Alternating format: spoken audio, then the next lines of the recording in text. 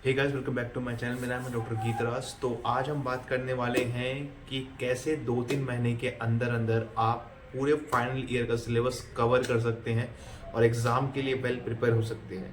देखो, 2-3 चीज़ मैं आपको पहले बता दे रहा हूँ। अगर आपने साल भर पढ़ाई नहीं की है, अगर आप ये सोच रहे हो कि थोड़ी सी भी पढ़ाई नहीं की और 2-3 महीने में एग्ज़ाम कवर कर लोगे, डेट्स नॉट पॉसिबल। ये नहीं हो सकता है, ये बिल्कुल नहीं हो सकता। फाइनल ईयर में हर इंसान को पढ़ाई करना बहुत ज़रूरी होती है। अगर आप नहीं पढ़े हो तो फिर सिलेबस कंप्लीट नहीं होगा। लेकिन एक तरीका है जो मैं नॉर्मली बताता हूँ आपको। मेरे क्लास में बैक बेंचर्स रहते हैं, एग्जैक्टली इसको बैक बेंचर्स टेक्निक भी बोलते हैं। अब इस टेक्निक का फ़ायदा मैं आपको आखिरी में बताऊंगा, पहले कुछ पॉइंट्स है मेरे, आप उस पर पहले गौर कीजिए। तो फर्स्ट पॉइंट ये है कि आपको अपने सिलेबस को, इसे सब्जेक्ट वाइज है, एग्जैक्टली 8 सब्जेक्ट होते हैं बीडीएस फाइनल ईयर्स में। उसको अगर मैं देखूँ नॉर्मली तो 10 सब्जेक्ट होते हैं, क्योंकि किसी किसी में 2 सब्जेक्ट्स भी होते हैं। OMR रेडियोलॉजी अलग है, मेडिसिन अलग है, ठीक है। अब ऐसे अगर करते हैं तो हर सब्जेक्ट्स को आपको डिवाइड करना पड़ेगा, ठीक है। जैसे कि आपने कुछ सब्जेक्ट्स को डिवाइड किया कि इस टॉपिक से ज़्यादा क्वेश्चंस आते हैं, इसमें आपकी हेल्प कौन करेंगे? इसमें आपकी हेल्प आपके टीचर्स कर सकते हैं और आपके सीनियर्स कर सकते हैं। हर सब्जेक्ट से कुछ टॉपिक्स को आपने छांट लेना है।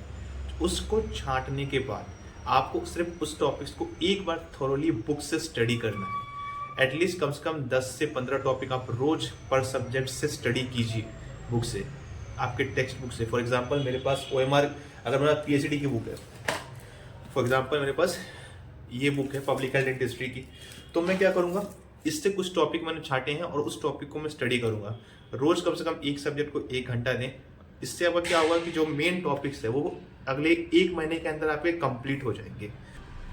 पीछे के सर्च को अवॉइड कीजिएगा। दूसरा जो मेरा पॉइंट है वो है, किसी भी चीज़ को, किसी भी पैथोफिजियोलॉजी को, किसी भी टेक्निक को बताने के लिए वर्ड्स का इस्तेमाल नहीं करें, फ्लो चार्ट्स का इस्तेमाल करें। आप जितना फ्लो चार्ट्स बनाएंगे उतना ईजी होगा आपको पेपर को भरने में।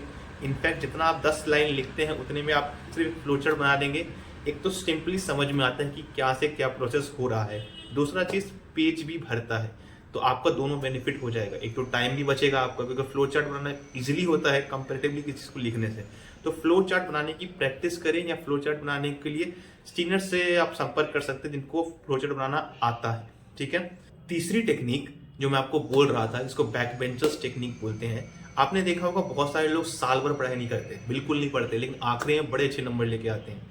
उसका राज है, वो बैक बेंचर है, वो बकवास करता है, वो घूमता है फिरता है, बिल्कुल पढ़ाई नहीं करता, नालायक है, लेकिन फिर भी एग्जाम में पास हो गया, एग्जाम बहुत बढ़िया से क्वालिफाई कर लिया उसने। उसका एक रीजन ये है कि वो लास्ट 15-20 साल के पेपर्स की प्रैक्टिस ऑलरेडी कर चुका होता है।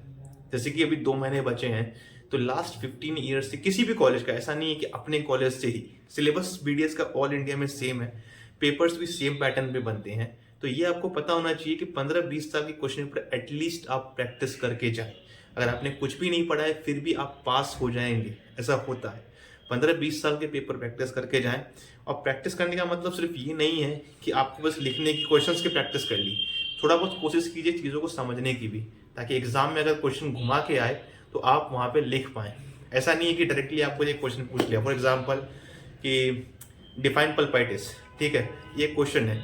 अब इसी को किसी और तरीके से भी पूछ सकता है, शॉर्ट आंसर में पूछ सकता है, लॉन्ग आंसर में पूछ सकता है, वेरी शॉर्ट आंसर में भी पूछ सकता है। तो आपको पता होना चाहिए कि कौन सा क्वेश्चन किस तरह लिखा जाएगा।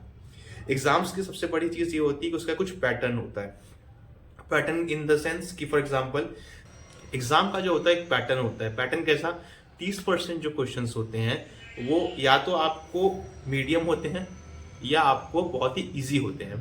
30% इजी, 40% मीडियम, और जो बच गया वो आपके हार्ड क्वेश्चंस में आते हैं। आपको जो है मेजोरिटी जो है बहुत ही इजी और जो मीडियम लेवल के क्वेश्चंस उस पर फोकस करना। हार्ड क्वेश्चंस पे फोकस करने जाएंगे तो उसका तो अंत ही नहीं है, क्योंकि सिलेबस ही इतना बड़ा है कि आप कहाँ तक पढ़ाई करोगे, कितना पढ़ोगे, कुछ ना कुछ छूटेगा ही। तो आपको जो है पास होने के लिए अगर पढ़ना है तो आपको जो मेजोरिटी होगी वो क्वेश्चंस होंगे आपके ईजी और मीडियम।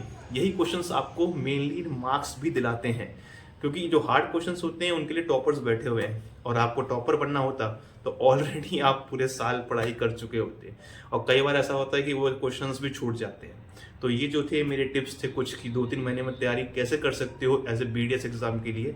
और सिर्फ BDS ही क्यों, इस एग्जाम की टेक्निक आप नॉर्मली अपने ट्वेल्थ नॉर्मली अपने 12th के एग्जाम्स हो गए, जनरल एग्जाम्स हो गए, कॉम्पिटिशन्स की बात नहीं कर रहा, एमडीएस के लिए ऐसे प्रिपेयर नहीं होते हैं, नीट वगैरह के लिए नहीं मानना, इससे कुछ फायदा नहीं होने वाला। छोटे मोटे जो सिलेबस वाले एग्जाम होते हैं कॉलेजेस के, स्कूल के, उस पर ये एप्लीकेबल होता है। तो आज का वीडियो बस इतना ही। अच्छा लगे तो लाइक कर देना, सब्सक्राइब कर देना चैनल को, बहुत दिन बाद वीडियो आई है। और मैं इंस्टाग्राम पे ऑलरेडी सजेशंस के लिए पूछता रहता हूँ, तो उसी में एक सजेशन था कि सर मुझे बताएं कि जल्दी से जल्दी फाइनल की तैयारी कैसे करें, तो ये वीडियो उसी के लिए थी। और इसका डिमांड जिसने किया था उनको तक ये वीडियो पहुंच जाए तो प्लीज़ नीचे कमेंट करके बता देना कि हाँ यार मेरे तक पहुंच गया है, तो मेरा मेहनत सफल हो जाएगा। चलिए मिलते हैं नेक्स्ट टॉपिक के लिए नेक्स्ट वीडियो में। बाय।